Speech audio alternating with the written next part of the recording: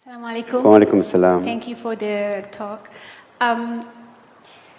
Now these children, with the advance of technology, I'm a working mother. So I find it a challenge to balance my responsibility as a mother and also as someone who also I mean, because I work with the government, therefore I have a role to play. So my question is, how do I balance my responsibility? It's quite a difficult balancing act to balance between my role as a mom and of course as a wife, and also my personal satisfaction of doing something for my country. Yes. The critical thing that you got to understand, that you got to develop a routine at home, and children are also creatures of habit. And you got to do it consciously, right? As long as because in the end, true success is when you are leading a holistic life. Our Nabi Sallallahu Alaihi Wasallam was perfect in every aspect of his life. As the Amir of the home, as a statesperson, as the leader of the Ummah, as a prophet, he was perfect. Now, important thing is this, that you got to have a routine, and then you got to, when you're spending time with your children, when you're spending time with the children, it mustn't be that you are there physically only. Because children, what do they need? And some people say this is the Islamic way of parenting. Some people attribute it to Nabi Sallallahu Alaihi Wasallam, others to Hazrat Ali. The first 7 years is bonding, 7 to 14, instruction, discipline, learning. After that, you become the child's confidant, right? So when you come home, right, it's very, very important that you connect with each child. I don't believe children should be treated equally, but with equity. The needs are different, the personalities are different, right? And children will grow up, but as they get much older, reasonably older, they can also help and share with you your responsibilities at home.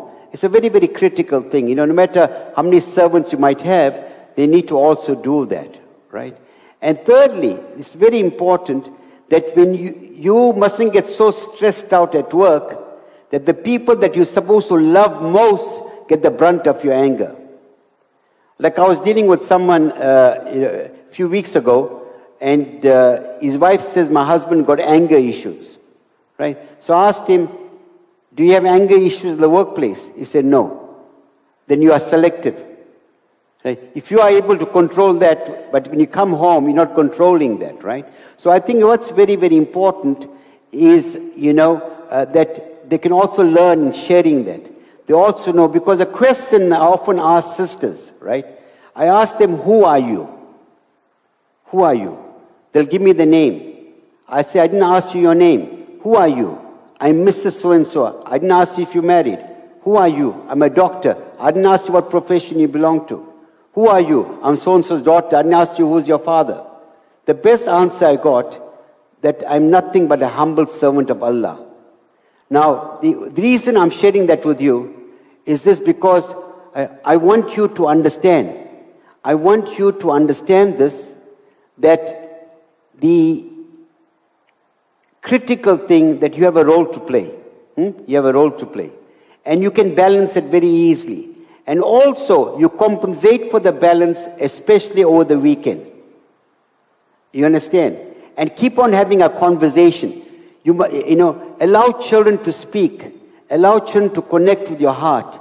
You know what I'm saying to you? This is a very important thing, Sorry, sister, how many kids you've got? 3 boys. How old are they?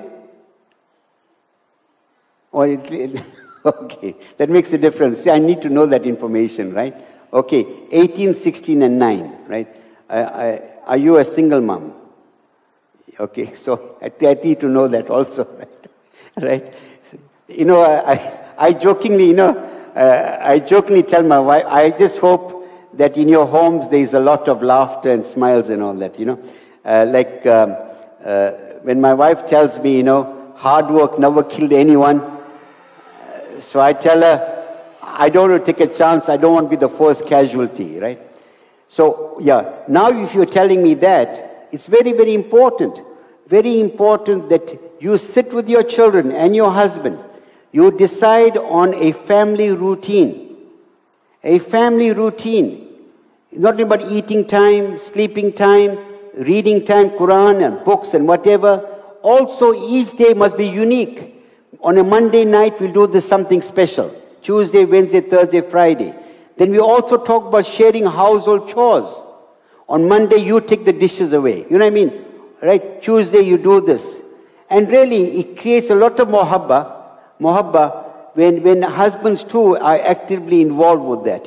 It's a nice thing, a nice thing. And you do that as a family, right? And when they see that, children will also respect the institution of marriage, will learn to respect the other. It's very, very critical. We need to do that, We need to do that. And inshallah, they'll be fine, right? But, you see, nothing in your life must become an obsession. Not even your family. But if your work becomes an obsession, then you're neglecting a critical area. But your family is your single most important priority. When they say charity begins at home, it really begins at home. You understand? Right? The other thing that we need to learn, simply, right, that as a family, we need to start having conversations. We assume, and I say it with all the respect to our brothers here, we assume that, fathers and our male counterparts understand exactly how to respond to the needs of the wife. Sadly, they do not know, right? They do not know. Women, they are more nurturing, right? They are different. I was sharing this the other day. We did this workshop. There were 40 couples. And I put the men into groups of 8, 5 groups of men, 5 groups of women.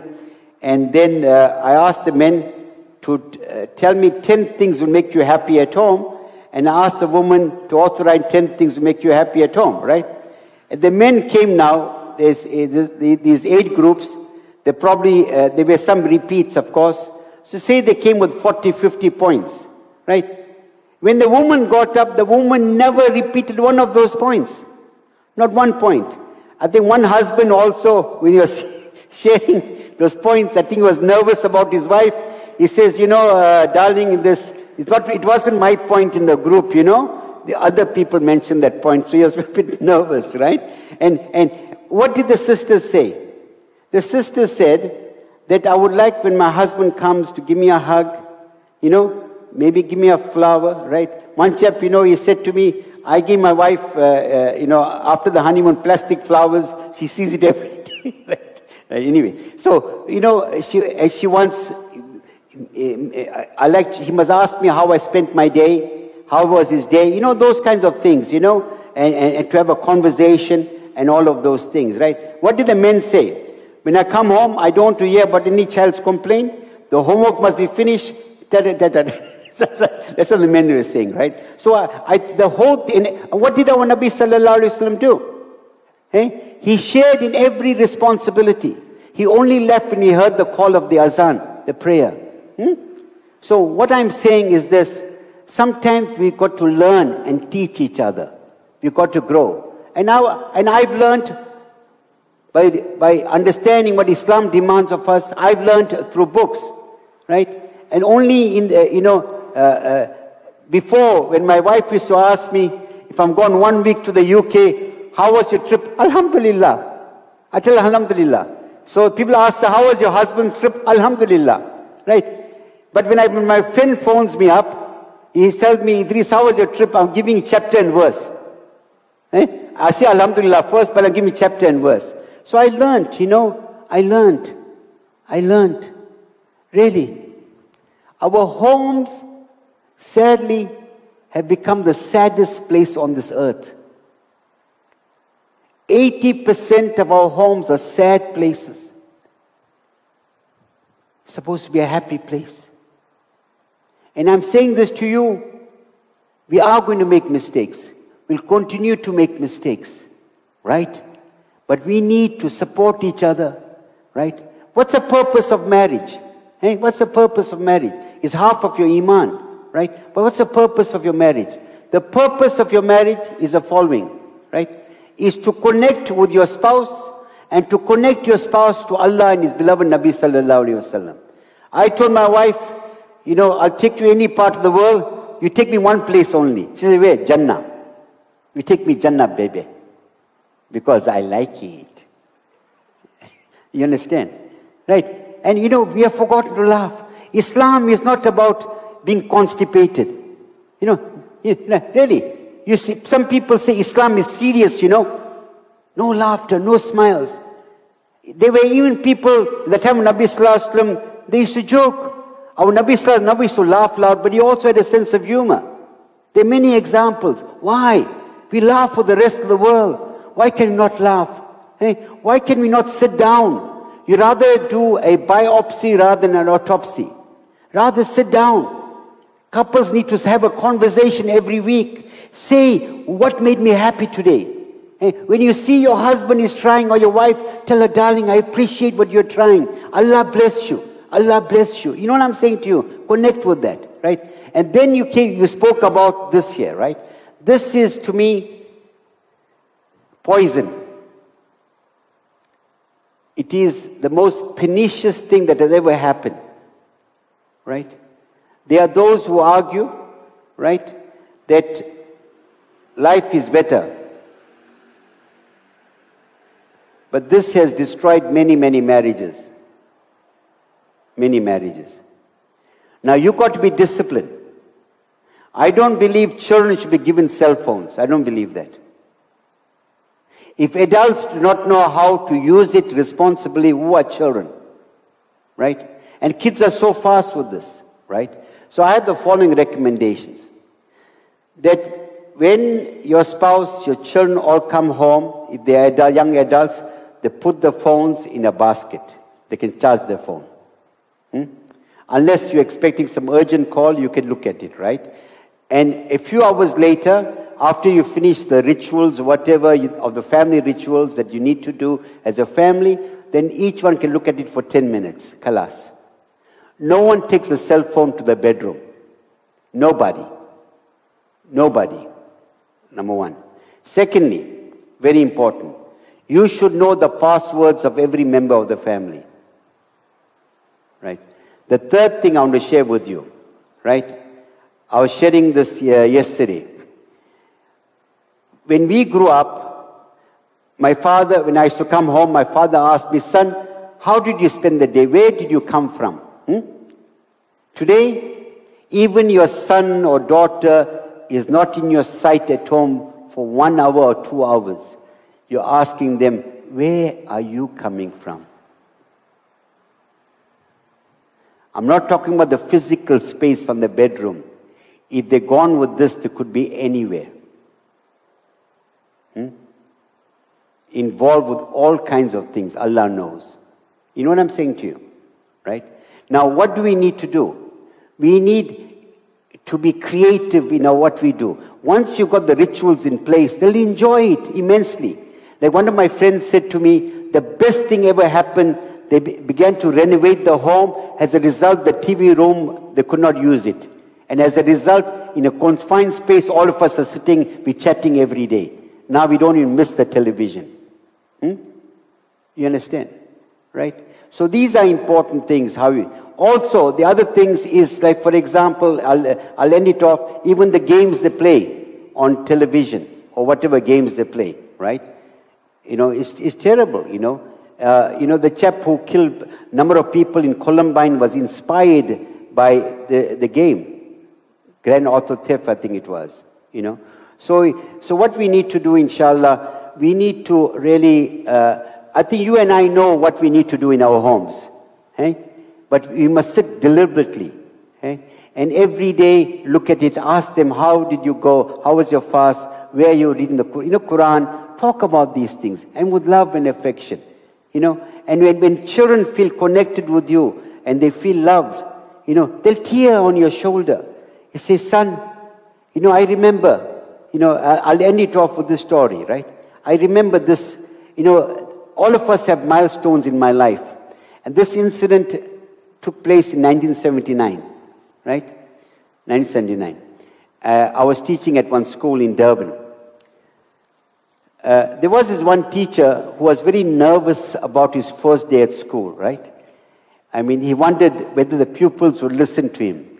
I mean, you will not go to a doctor, right? Siddiq, he says they're qualified today, waiting for first patient.